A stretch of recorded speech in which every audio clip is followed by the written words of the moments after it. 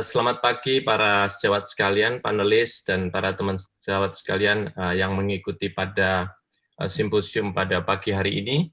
Pada pagi hari ini saya mendapat kesempatan bicara tentang bagaimana manajemen statin pada acute coronary syndrome. Kita ketahui bersama bahwa pada saat ini Indonesia masih menjadikan mempunyai suatu permasalahan selain pandemik juga dari mortality problem cardiovascular disease masih memberikan suatu porsi yang cukup besar, yaitu 35%. Dan kalau kita melihat problem cardiovascular disease ini, ternyata faktor kedua adalah faktor peningkatan kadar kolesterol setelah problem tembakau atau merokok, faktor risiko merokok. Inilah yang kita perlu sikapi pada pagi hari ini, bagaimana kita menyikapi manajemen dislipidemia, terutama pada acute coronary syndrome. Ini adalah salah satu survei yang dilakukan beberapa tahun yang lalu, cukup populer, yaitu Ceviospan Asia Survey. Di sini mendapatkan hasil Indonesia ini dalam pencapaian LDL, dalam pengobatan pada pasien kita, itu hanya 31,3% yang tercapai LDL goal-nya. Padahal pada waktu itu yang targetnya tidak serendah sekarang. Bagaimana dengan sekarang? Inilah para tenaga kesehatan, kita perlu bersama-sama memberikan suatu treatment yang optimal. Jadi untuk mengoptimalisasi pengobatan dislipidemia yang terutama pada pasien-pasien dengan risiko terhadap kardiovaskuler. Kita ketahui bersama bahwa penyakit jantung koroner, salah satu yang menjadi satu problem adalah acute coronary syndrome. Sindrom koroner akut ini sering kita dapatkan pasien-pasien di UGD, di rumah sakit, di in-hospital, atau pada pasien-pasien di praktek pribadi kita. Yang terjadi pada acute coronary syndrome itu adalah satu proses inflamasi, kemudian plaque rupture, trombosis, disfungsi endotel, dan vasokonstriksi. Dari suatu problem demikian, maka kita harus memberikan suatu terapi yang komprehensif. Salah satunya adalah bagaimana kita memanage lipid lowering agent ini supaya bisa memberikan hasil yang bagus pada pasien kita yang menderita acute coronary syndrome itu. Ini adalah satu data yang ada di negara yang cukup maju, di mana pada 30 hari setelah acute coronary syndrome masih mendapatkan terjadi serangan MI, kematian, recurrent angina, kurang lebih antara sekitar 15-30% pasien post ACS 30 hari pertama akan mendapatkan suatu problem major cardiovascular event. Hal inilah yang perlu kita cegah bagaimana supaya bisa tidak terjadi hal demikian, apalagi di negara kita yang masih belum optimal. Mengapa demikian? Ini data yang lain adalah ternyata pada pasien-pasien yang ACS yang datang ke rumah sakit, itu ternyata yang mendapat terapi lipid ternyata berkisar antara 7% sampai 29%. Artinya yang lebih dari itu tidak mendapat terapi lipid. Padahal itu memungkinkan untuk diberikan suatu terapi yang optimal tentang manajemen dislipidemia. Hal yang cukup menarik lagi pada data yang dilakukan penelitian pada NRMI, Pursuit, Swedish Register, MINEP, ini kalau kita melihat pasien yang, walaupun ini tahun 2004, pasien yang sudah dipulangkan pasca ACS ternyata masih belum mendapatkan terapi statin antara 16 sampai 82%. Jadi artinya kita masih kadang-kadang belum memberikan suatu terapi yang optimal pada pasien kita. Padahal di sini dikatakan bahwa American Heart Association tahun 2013 itu memberikan suatu rekomendasi, yaitu adalah pemberian high intensity statin yang diberikan pada awal pada pasien semua dengan ST elevation myocardial infarction, yaitu diberikan high dose atorvastatin 80 mg per hari, yang diharapkan dapat menurunkan kematian dan ischemic event pada penderita acute coronary syndrome. Sebetulnya kalau kita melihat di guideline yang lain, yaitu ESC pada tahun 2017, kita juga melihat ada suatu lebih agresif di dalam penurunan LDL ataupun terapi manajemen dislipidemia pada STEMI, yaitu adalah penambahan terapi untuk lowering lipid ini bila masih didapatkan peningkatan LDL di atas 70, walaupun sudah mendapatkan terapi statin yang optimal atau maksimum. Ini adalah berdasar penelitian dari Improve It dan Fourier yang tahun 2018, 2019, 2020, beberapa guideline merubah rekomendasinya berdasar penelitian yang spektakuler tersebut. Bagaimana sebetulnya manajemen akut coronary syndrome?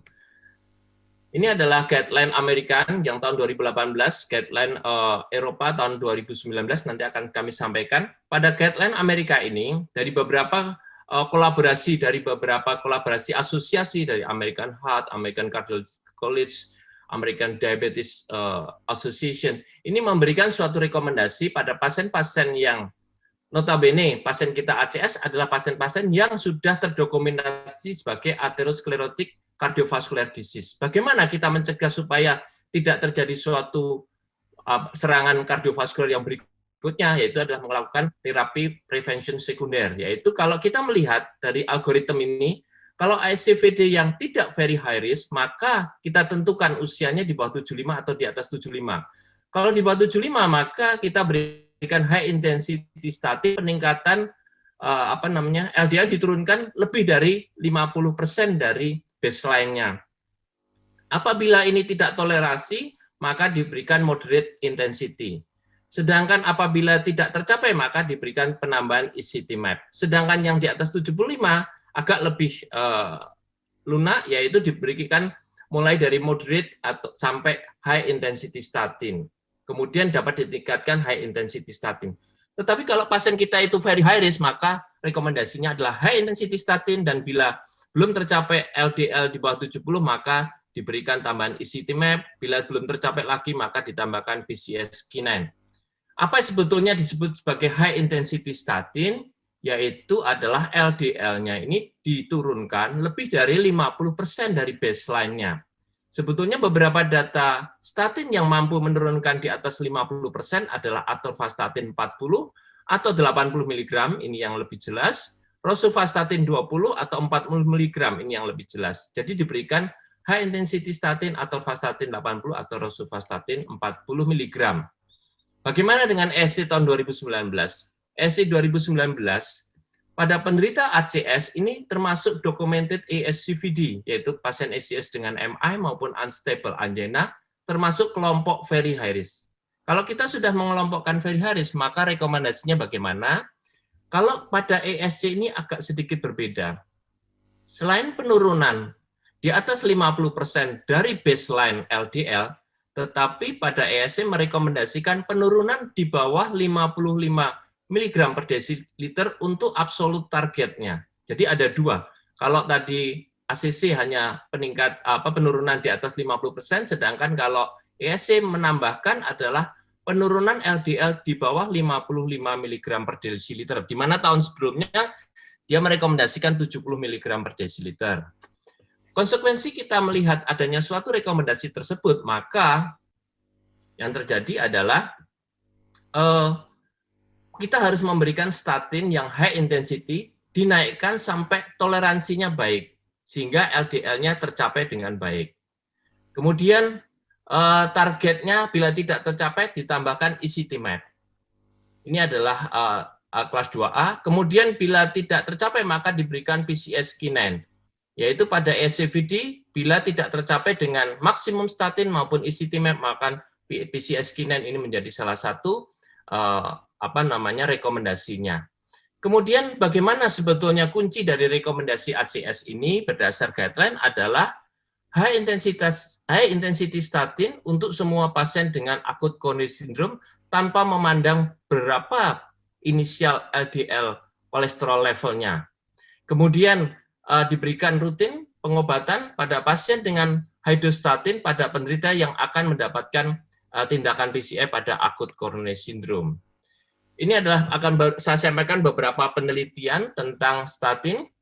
Pada Prove It study ini, di sini adalah membandingkan intensif statin dan moderate lipid lowering, di mana atorvastatin sebagai intensif statin, high intensif statin, di sini memberikan penurunan LDL yang cukup bagus dibanding pravastatin yang 40 mg, dan memberikan cardiovascular outcome juga cukup bagus, di mana terjadi penurunan dengan signifikan dan dengan hazard ratio 16%, artinya sekitar 80 4% terjadi relative risk reduction-nya. Sedangkan penelitian yang lain yaitu adalah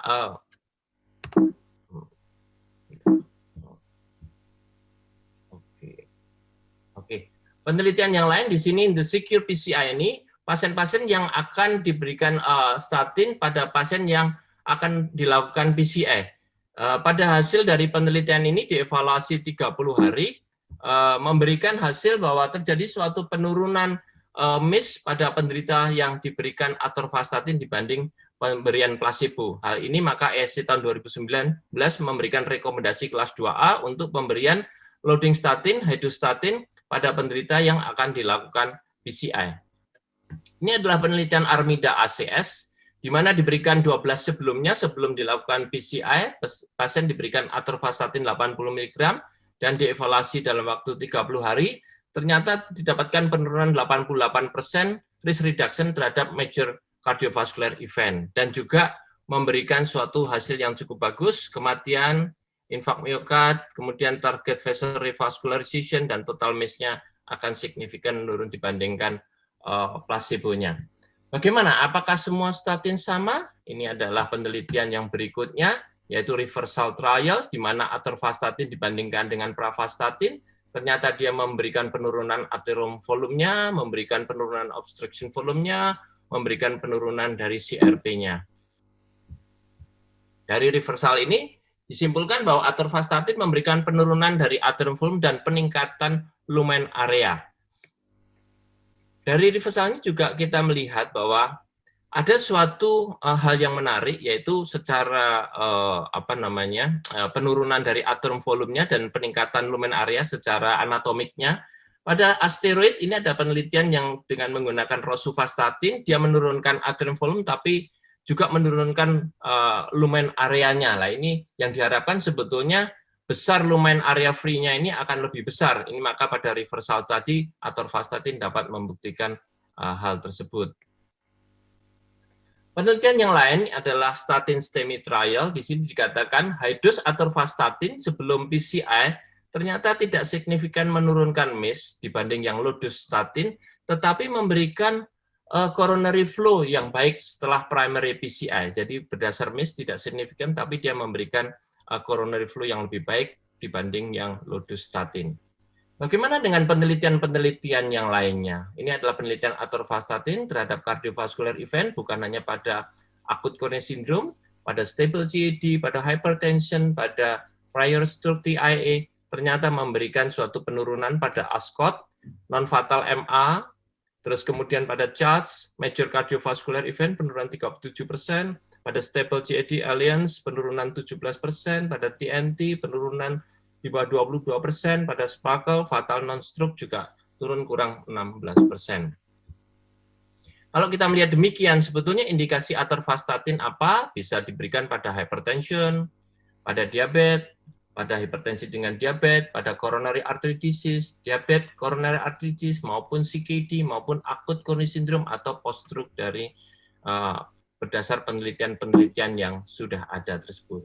Seringkali kita agak ragu-ragu memberikan atorvastatin dosis tinggi, yaitu apalagi sekarang sudah muncul atorvastatin 80 mg. Bagaimana sebetulnya kalau dibanding dengan yang 10 mg? Ini beberapa penelitian pembanding antara atorvastatin 10 mg dan atorvastatin 80 mg. Kalau kita melihat dari sini, maka kita melihat tidak ada penurunan tidak ada suatu efek yang signifikan untuk adanya suatu efek samping tersebut. Bagaimana atorvastatin ini untuk efek biological chemistry-nya? Ini ada satu penelitian dikatakan bahwa atorvastatin ini dapat menghambat oksidasi LDL sehingga untuk pembentukan plak, untuk pembentukan CAPS-nya sehingga dihambat, sehingga atorvastatin dapat memberikan risiko untuk terjadinya suatu aterosklerosis. Kemudian demikian juga adalah menghambat T-bus formation pada atorvastatin lebih tinggi dibanding obat-obat statin yang lainnya. Dan kalau kita lihat memang ada atorvastatin kristalin, ada atorvastatin amorphous. Dikatakan atorvastatin kristalin dia lebih stabil, tidak mudah terdegradasi, kemudian kadar kemurniannya lebih tinggi. Dan ini berdasar dari US FDA statement ini polymorphism tidak memberikan efek pada pemberian atorvastatin yang kristalin tersebut. Kalau kita melihat memang banyak penelitian-penelitian statin, maka kita melihat perkembangan statin ini cukup spektakuler sampai yang saat ini ada rekomendasi tahun 2018-2019 untuk memperbarui dari rekomendasi statin termasuk target LDL tadi itu. Sebagai kesimpulan dari presentasi pagi hari ini, kalau kita melihat negara kita masih menghadapi suatu permasalahan, walaupun saat ini masih problem pandemik, kemudian problem cardiovascular disease masih menjadi porsi yang cukup besar dan memberikan kontribusi terhadap mortality di negara kita. Dan kita tahu bahwa salah satu problem cardiovascular disease ini juga faktor risiko dari dyslipidemia saat ini juga perlu diperhatikan. Kemudian dari problem acute coronary syndrome adalah suatu penyakit yang life-threatening yang harus segera kita atasi, dan kemudian kalau kita perlu lakukan primary prevention, dan juga kita melakukan suatu secondary prevention. Dan PCI memang merupakan salah satu strategi utama untuk revaskularisasi pada acute coronary syndrome. Dan beberapa guideline saat-saat ini merekomendasikan penggunaan high intensity statin, memang ada suatu perubahan rekomendasi, baik itu strategi pemberian obatnya maupun strategi target dari LDL kolesterol yang kita akan tuju. Terutama pada pasien-pasien yang high risk termasuk ACS, ini kita perlu perhatikan supaya LDL kolesterolnya targetnya tercapai sesuai dengan yang direkomendasikan dari guideline. Dan atorvastatin terbukti efektif dan tolerable untuk manajemen dyslipidemia pada penderita yang high risk termasuk pada penderita acute coronary syndrome. Demikian presentasi saya pada pagi hari ini dan terima kasih atas perhatiannya.